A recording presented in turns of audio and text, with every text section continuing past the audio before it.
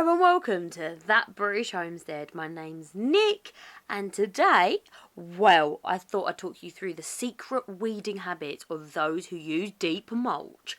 Well, we all know about deep mulch, but if you don't, that's absolutely cool. I'm about to tell you about it now. Now, deep mulch is awesome. You can use literally anything. Wood shavings, you could use straw, you could use wood chips. I use wood chips because we get them for free. You can use compost, you can use black plastic. Literally the sky's the limit here, right? But deep mulch is used because it suppresses weeds, which means it blocks out sunlight to stop them from germinating. So if you put seeds in it, then they won't germinate, which has a drawback because if you put your seeds in there, they're not going to germinate, are they? Okay, think about it.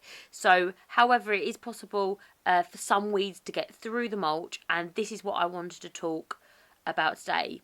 Okay, if you don't do a thick enough if you don't do a thick enough layer of the mulch, then weeds will get through. However, there are some weeds that will just go ahead and push on through. Doesn't matter if you put like a 40-foot mulch layer on there, okay? So this is a bed that I've done. This is my raspberry bed. I've also got mushrooms in here. Now, this is a great mulch. This is really thick. I've got a load of wood chips on there. I've also got some hay. I've got some chicken mess and all sorts of things like that. Okay, but the thing is with it is that I've got bindweed in here and I've got stinging nettles. Now, bindweed and stinging nettles are one of those things that once they've got a good foothold on somewhere, you have to just knock them back. Okay, so what I'm doing here is I'm just cutting them out where I can see them with my hoary knife, just underneath. I'm not going into the soil, I'm just going into the mulch layer. Now, I have found that when you mulch, the ease that things come out with is just ridiculous. This knife, right, I got it for my anniversary this year, and I'm telling you right now that this is just the best knife ever. Okay, it makes gardening so much easier. I was really struggling with these last year, and now I'm just sliding through them like butter. I do have to sharpen this bad boy though, so I'm going to go through that sort of expedition. But as you can see, I'm pulling them, and they just lift out of the deep mulch because the ground underneath the deep mulch is not compacted because it's not been tilled, and when you till the soil, it's really light and fluffy, but over a little while it kind of gets squished back down and the air gets out of it and it goes really hard and solid again. Remember, we're on London clay, so it's going to be quite solid anyways. But the important bit is here is that it's easy to do. Now, I know what you're thinking, she should be wearing gloves.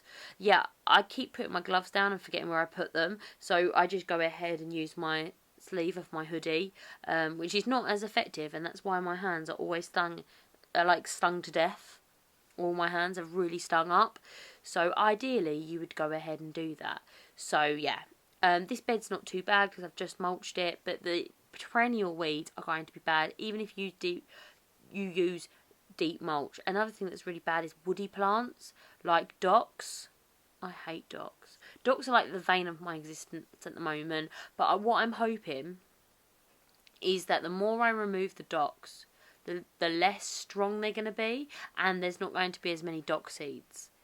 Okay, so dock seeds alone are awful because they've got these spikes that go into your skin and forever go in, and it's awful, and you've got to pull them out, and it's just not very nice at all.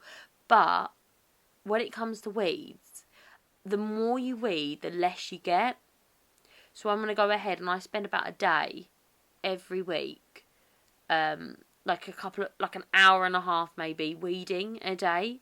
So a week, sorry. So if I keep on that, then hopefully by the summer it won't be so bad. Last year, once the summer had come into full swing, I wasn't I remember this, but it could be wrong. I have to look back on the videos. But I remember it being not that bad. So perhaps it's just me fond remembering it and it's complete falsehood, or it is that good and it was okay. So I'm hoping it was the latter. But spring is very difficult. Everything's woken up. The bindweed's starting to come up. The stinging nettles are back in full force. Look how many dockweeds there are. Oh my days. So this is what I'm saying. This is my second part of my allotment. The weeds over here is much worse because I only got this one, I think it was like October this year, like last year, but not only a few months. And I had the other one before this. And it is one of those things that you have to have a whole spring. And you see the benefits of having the weed, like of weeding and not getting the weeds next year. But because I haven't had this allotment for that long, it is one of those things that it's going to be kind of like plugging away. And also this allotment that I'm currently on hasn't had someone cultivate it for something like, I think it was like 4 years before I got it. It was just left for weeds, which is a ridiculous amount of time. And this allotment that I'm on currently was the one that people were saying, oh, I don't want it because there's too many weeds, it's just unmanageable. So if you take that in mind and take that into consideration, I've done really well on this allotment. And I do think deep mulch does work, but it's worth keeping in mind that it isn't no weeds, okay? Like I said, I probably do about an hour's worth of weeding a week and you can still see weeds at the allotment. But I am slowly plugging away at them, and it is mostly the docks. There's another thing that I'm not 100% sure what it is, but it looks like a dock but with a different shaped leaf. It's like longer, but they pretty much look like docks, and they behave like docks, but they're really slimy. And grasses, stinging nettles, and bindweed.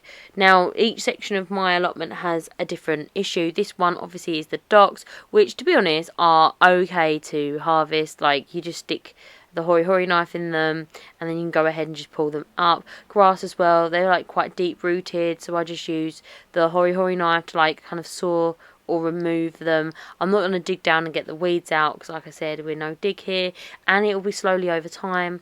They will sprout back up and I'll go ahead and remulch it and then just dig it and use the hori knife and remove them, which is fun. I find it super easy. I don't know if I'm kind of like putting the hori knife through the root and pulling up some of it. I don't know if that's going to be effective or not. But that's what I'm choosing to do here. We'll find out, because to be honest, last year all I did was pull the leaves off of the docks. I don't think any of them went to seed that I remember, but there's like hundreds more of the things. So I wonder if some of the leaves have been disturbed, or some of the seeds have been disturbed and germinated or whatever. So I hope that over time they will go bye-bye. But who knows? But I thought it was quite interesting to see how much weeding there is in a no-dig bed. So I thought that was particularly interesting. But yes, but there are tons of benefits of no-dig and deep mulch. One of those being that there is no dig, which means it leaves the soil completely undisturbed, and they're not going to have any disruption to like beneficial microbes. It reduces the weeds growth. Like if this was bare earth, I'd have so many more weeds than just a few dock plants. Okay, touch wood, it hasn't happened yet, but like I said, it has to be a deep layer of mulch. And the the weeds that are going to be present are going to be different weeds. They're not going to be the like teeny weeny ones that you have to like pull out one by one. It's going to be ones like this that are much stronger and more vigorous and able to push through. So what I'm doing here is I'm using this hori knife because I don't want to disturb the bed too much. I don't want to use, I don't want to cut into the soil too much. What I'm doing is I'm just using it to loosen it around the deep mulch, and then I'm putting the deep mulch back. So it's not really the soil that's being disturbed, but the mulch. And you could just see how healthy the soil is now, because what I'm doing is I'm digging into it, and like there is spiders coming out, there are worms, etc. And there's loads of things that are running around in the mulch, which is awesome and really good. But I'm just like gently removing it. Now if there's a bit of root that's going to be there, then that's fine, because it's either going to regrow, which I will just go ahead and I'm going to stab it again and put it out, or it's going to break down and become organic matter that will feed the pathways and the organic matter, all the beneficial microbes, and therefore my plants, which would be great. Some people choose to like hoe or cultivate or whatever to remove them, like to remove the weeds in this mulch, but I just go ahead and do this. I mean, it doesn't take that long. I quite enjoy it. If you go ahead and put your headphones in, like you get into your own little zone, and it is quite enjoyable. I've actually sat there and done this, and like you don't even notice the time going away, which is awesome. It really goes super, super quick, and you feel so like there's nothing more satisfying than looking at somewhere like full of weeds and then in an hour's time being like, oh my goodness, I've done so much. Like I said, this is like a 23-minute video, and to be honest, that's how long. I think I spent about half hour weeding at this particular occasion, and I've made such a massive impact. Not to like blow my own holes. Oh, these are the plants I was talking about. I don't know what they're called, but they're like docks in nature, in my mind anyway. So like I said, they're very woody, so you have to like saw through the stems. But yeah, I think that this will be good, and the mulch will over time really, really, really reduce the amount of weeds that I'm going to be seeing. Okay, so that is really cool. But obviously you have to be careful about what mulch you're using.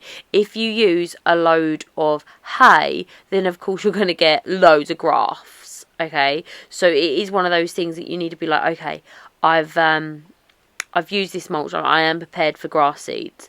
So just to let you know, just in case you go buy a load of hay and you're like, oh, she lied.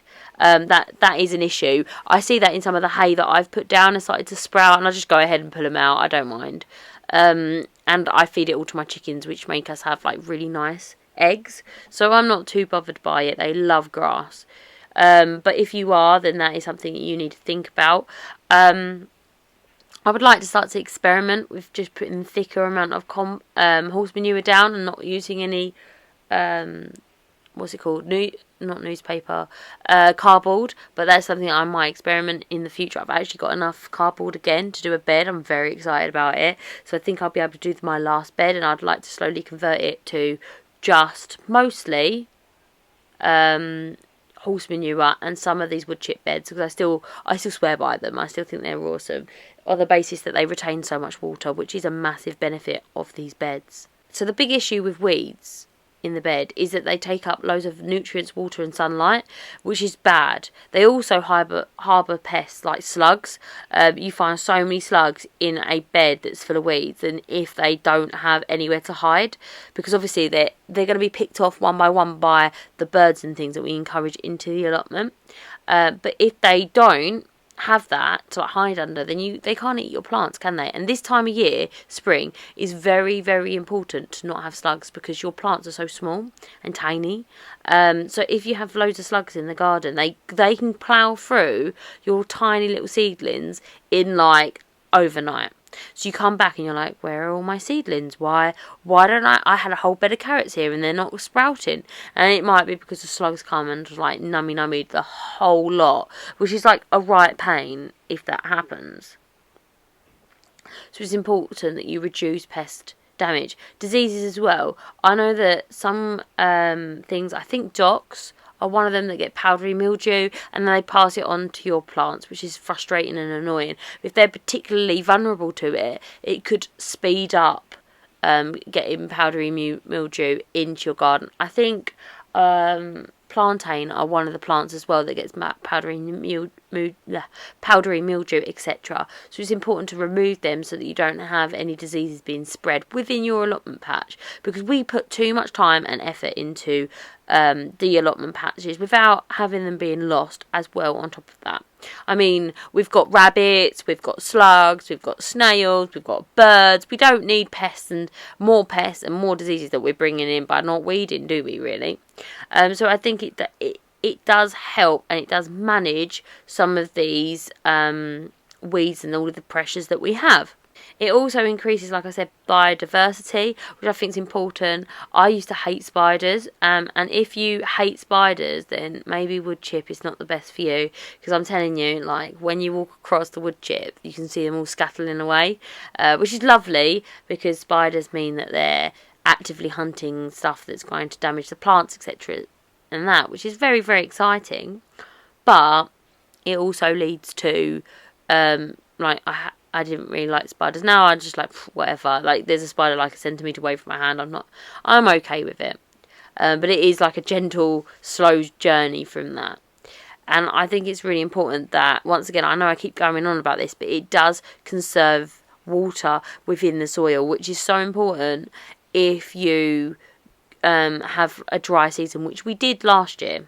Okay, and I always think plan for the best, plan for the worst and hope for the best. So I'm going to really hope that there's not going to be a drought and hosepipe ban this year. But if there is, I want to be prepared for it by having deep mulch, which is very exciting, I do know. So the way I do this deep mulch, especially with the wood chip, is I just go ahead and pour a load of wood chips over some ground. You should remove any woody plants like docks. Apart from that, it's literally fine. Grasses, if you put enough wood chip onto it, it's either going to severely weaken it or kill it off completely. They kind of go a bit slimy. And then after a while, you won't have anything on there. Now, on my front garden, I just went ahead and put barrows and barrows and barrows of wood chips over the top of the grass, and it just completely died off. Because I did it thick enough. Here, obviously, is a little bit less thick on this particular path, so I might have to throw some more wood chip over it and see what happens. But docks and that will push on through, so it's really important that you go ahead and cut them. My potato beds have got like 2 foot of wood chip on them, and the docks have gone ahead and pushed all the way through those. So it's really important that you go ahead and put them through. Like I was saying, I've used these wood chip beds in my front and my back garden for years, and I've had like no problems with them. In fact, I have to say that because this wood chip is whole tree wood chip, so you don't want just the wood chips. You want to have like leaves, you want to have like various sizes, because it then breaks down, it feeds the soil and it breaks down over a large period of time. So you have like a starter, a main course and a dessert for the microbes, and as it breaks down it produces this really rich, organically rich as well, soil that's like a dream. I remember when I first had my garden bed out, like it's like one of my first videos I had, I think I was planting out aubergines or something like that, I can't remember. Anyway, I have that video and you can see that I think I break a shovel on it, like a trail, sorry. I break a trail because my ground was so compacted, so rocky, and it was clay that had been disturbed because I built that garden bed like the royal way bin bob. And like I really struggle. But then like if you watch one like recently of my garden, it's literally like you put a trail in there and it just slides right the way through, and that is literally just the wood chips. And they do break down, like every year you do have to top them up, but they do break down really nice. But like I said, one of the limitations is that, for example, if I put 1,000 seeds in my front in my front garden where I've got the wood chip, then maybe one of those 1,000 carrot seeds will germinate, maybe 2 if I'm incredibly lucky, but you don't get any sort of germination because remember you're putting the deep mulch down to reduce weeds, so you can't expect any form of germination to happen when you're going ahead and thick layer of mulch down, because of course you're putting the mulch down so that it doesn't germinate, and then you're going to go ahead and try to germinate seeds in, so obviously it's not going to work. That's why I'm having a trade-off between this deep mulch of the wood chip and also having the horse manure beds, because I can grow things like carrot seeds and things like that in there, which will be very, very exciting, I know. I'm really happy to have this mulch work done, and it has been a little bit of a tall order to make sure that everything's done and all of that sort of jazz. But yes, thank you so much for watching, and if you like our content and you've watched it this far, please consider subscribing, because every like is very, very important. We're almost up to 1,000 subscribers, which is madness. I can't believe it. I'm absolutely humbled. Every day that I get a notification someone subscribes, I still can't believe it. But thank you so much, because honestly I couldn't do this without you, and it is bringing 2 passions of mine together. I really like talking to people and sharing like what I'm doing, and I really like gardening. So it kind of like on my deepest, darkest days when I can't be bothered to get out of bed, I'm like, I've got to get out of bed because I've got to do them weeds because I said I would, which is nice because you guys hold me responsible and you hold me accountable, which is very important. Alright, thank you so much for watching, and I'll see you next time. Bye bye.